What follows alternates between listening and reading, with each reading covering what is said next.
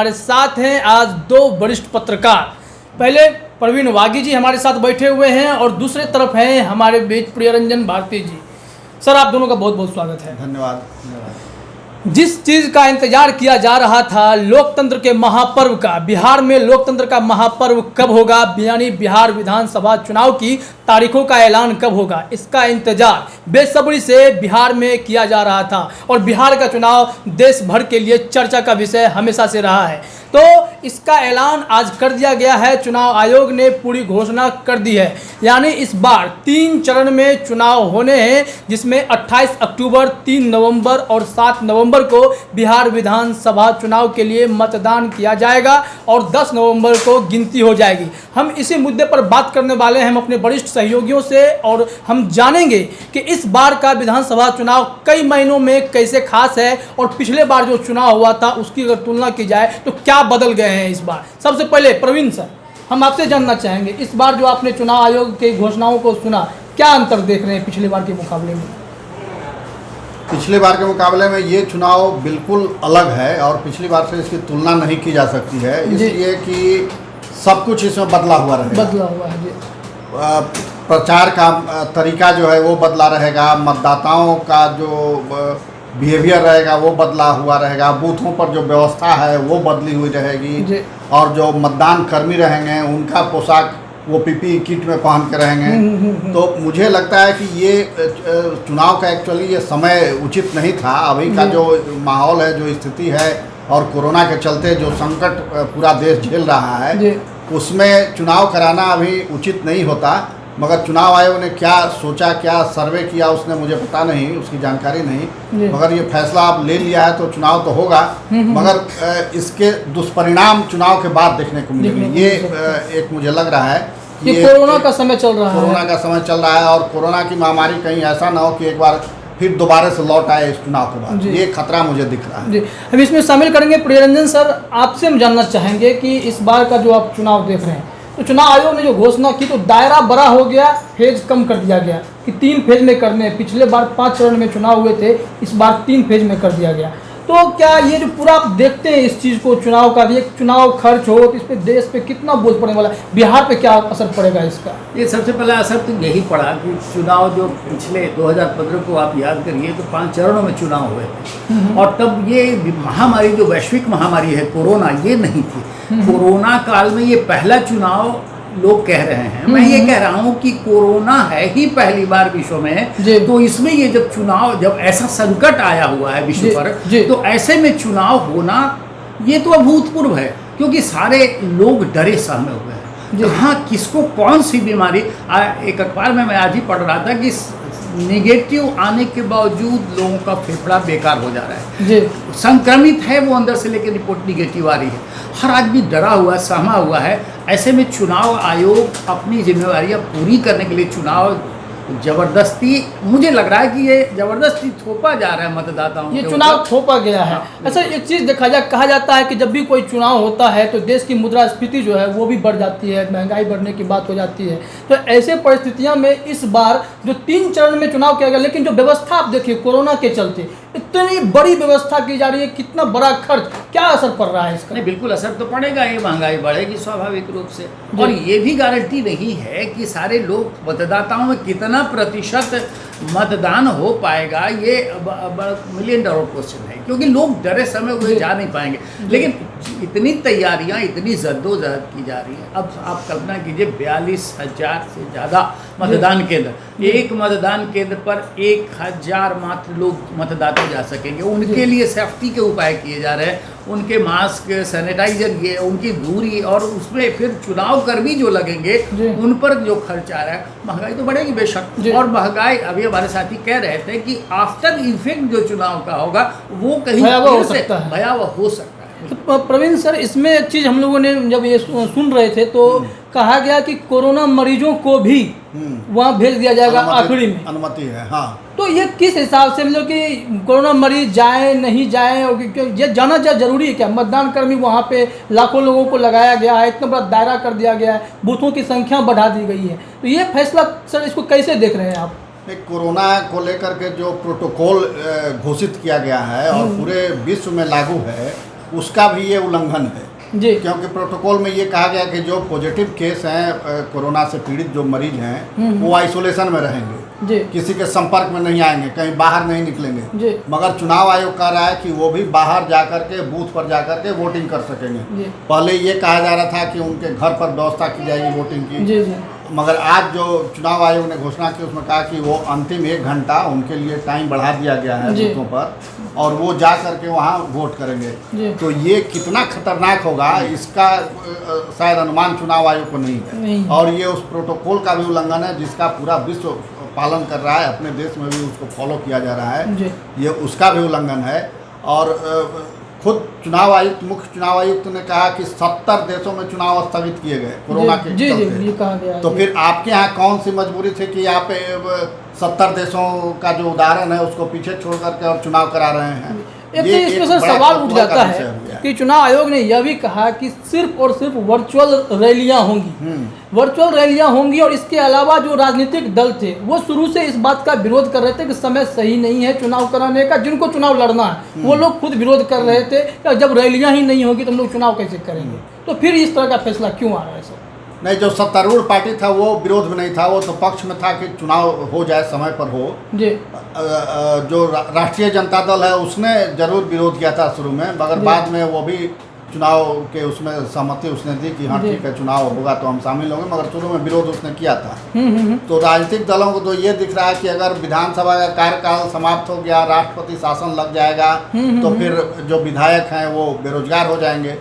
तो कैसे उनकी रोजी रोटी चलती रहे, उनका जो विधायकी है वो बची रहे, इसके लिए ये चुनाव कराया जा रहा है। चुनाव आयोग राजनीतिक दलों से राय ली, राजनीतिक दलों ने राय दी कि हाँ चुनाव होना चाहिए। इसका आर्थिक दुष्परिणाम भी होगा। कोरोना वाला दुष्परिणाम तो होगा ही, दूसरा पहलू है कि आर्थिक दुष्परिणाम भी होगा। चुनाव में बड़े पैमाने पर आर्थिक लेन देन होता है, माने जी। खर्च होता जी। है, काफ़ी राशि खर्च होती है, पॉलिटिकल पार्टियों द्वारा, उम्मीदवारों के द्वारा खर्च की जाती है, और उससे एक रोजगार का नया सृजन होता है। जी पोस्टर लगाने वाले, तरह तरह का झंडा बना करके बेचने वाले, माइक वाले, टेंट हाउस, कुर्सी हाउस, ये सब जो जी। हैं उनका, ये हेलीकॉप्टर वाले लोग और लाखों कार्यकर्ता इसमें जुटते थे, तो जी, उनका भी इन कुछ सारों का सब इसमें कुछ खत्म हो गया। आमदनी कुछ होती थी। तो ये सारा कुछ अब नहीं हो पाएगा। वर्चुअल रैली यानी आप कमरे में बैठे बैठे संबोधित जी। करेंगे तो आपकी बात ही मतदाताओं तक नहीं पहुंच पाएगी। जी, 7 जी। करोड़ से अधिक, लगभग 8 करोड़ मतदाता हैं, वोटर हैं बिहार में। जी जी तो वर्चुअल रैली से आप कितने लोगों तक पहुंच सकेंगे? बिल्कुल, ये जी। संभव नहीं कि वर्चुअल रैली से आप 8 करोड़ लोगों को एड्रेस कर सकें, अपनी बात पहुंचा सकें। जी तो सर ये इसमें- आधा अधूरा चुनाव हमको जी लगता हम है। प्रियरंजन सर से जानना चाहेंगे कि वर्चुअल रैली के सहारे छोड़ देना, और कि 5 लोग ही जाएंगे, एक घर पे संपर्क करने के लिए भी जाएंगे, गाड़ियां भी 5 निकलेंगी, लेकिन एक परिस्थिति आप बिहार का ये भी देखिए कि जब भी कोई विरोध प्रदर्शन होता है तो कोई कोरोना, कोई लॉकडाउन का कोई पालन नहीं किया जा रहा है। ऐसे में चुनाव आयोग की इस गाइडलाइन का कितना असर पड़ने वाला है? मुझे नहीं लगता कि गाइडलाइन का अच्छा सा पालन हो पाएगा। हालांकि लोग गांव देहात में आज भी देखिए तो लोग पालन नहीं कर रहे हैं, लेकिन बीमारियां भी गांव देहात में जिस तरह से फैल रही हैं वो रिवील भी नहीं हो पा रहा है। लोग जान भी नहीं रहे कोरोना है या नहीं है, उनको जांच नहीं करवाते, जांच समय पर नहीं होता, मौत के शिकार हो जा रहे हैं। तो ऐसी स्थिति में जो आप ये जानना चाह रहे हैं गाइडलाइंस का पालन, मुझे नहीं लग रहा है कि गाइडलाइंस का पालन होगा। और सबसे बड़ी बात है गाइडलाइंस का जब पालन नहीं होगा तो फिर कोरोना संक्रमण के बचाव के सारे मापदंड, सारे उपाय धरे के धरे रह जाएंगे, बीमारी फैलेगी। बिल्कुल बिल्कुल। जब हमारे मित्र कह रहे थे कि 70 देशों की जो परिभाषा बनी चुनाव नहीं कराने की, उसे लांघ करके चुनाव आयोग को क्या आन पड़ी थी कि बिहार का चुनाव कराएं। मुझे नहीं लगता है कि चुनाव कराने की कोई बहुत ज़्यादा आवश्यकता थी।